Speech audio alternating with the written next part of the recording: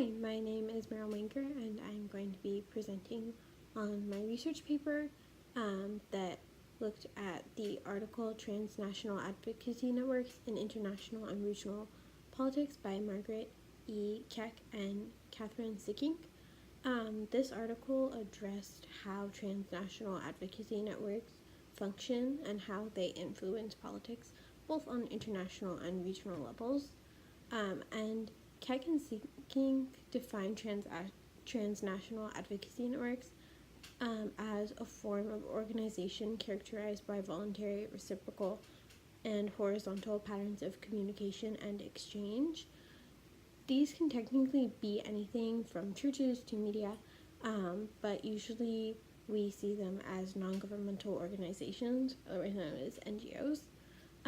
What Keck and Sikkink do in their article is break down transnational advocacy networks into various levels of politics, like leverage politics or symbolic politics, and address when and where and how they work best, such as working best in regards to environmental issues over other issues.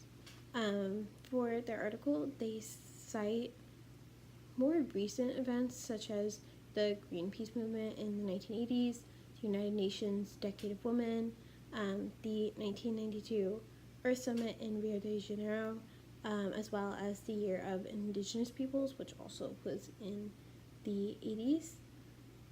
Keck and Sikkink are both constructivists, so it comes to no surprise that the transnational advocacy network theory they present is also a constructivist theory, which you can really see. They quote that transnational advocacy networks are based upon the shared values, common discourse, and dense exchanges of information and services. So it is very similar to the idea in constructivism, where norms and cultures are a huge influence, and that is also the same, that cultures and norms are huge influence on these transnational advocacy networks, and then together they bridge gap between the people in the government, or people in the state, or states in different states. So it was a really interesting article, and it definitely is a very important one to consider, because there are so many NGOs out there that are working to try and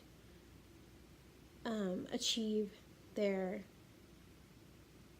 what they're trying to do. And their article was met with mainly positive reviews, especially because Keck and Sikkink's ideas were relatively new, kind of like constructivist theory as a whole, where there isn't that much written on it. There's not that much research. So Keck and Sikkink were basically kind of pioneering this idea, which also on the topic of newness, NGOs as a whole are also kind of a new idea in the scheme of politics.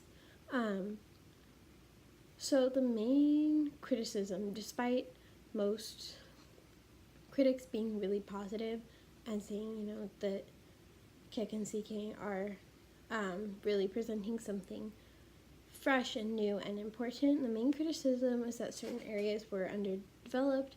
Keck and Sikkink tried to bring in some sociological aspects that didn't necessarily follow through, and a big critique that I was quite bothered by is that most of the research they're citing is only American, and Nancy Thied from the Canadian Journal of Political Science in 1999 pointed out that all of their research that they cite is from researchers based in the US. So much like the critics, I feel like Keck and Sikkink's article is really well done, appeal-wise, example-wise, just how they organized the article and broke everything down so that a kind of abstract concept became more tangible. I feel that some of the more negative reviews are very important to address, especially the citation of purely American research, because it kind of undermines the whole idea of the connectivity between, regions and the international spectrum of politics, and between transnational advocacy networks and governments. So I feel like ignoring an entire world of different transnational advocacy groups and other researchers throughout the world was a big weak spot in their article. But again, overall, I felt that the article was really well done, and that it's very important in international politics and international relations. And yes, thank you for watching.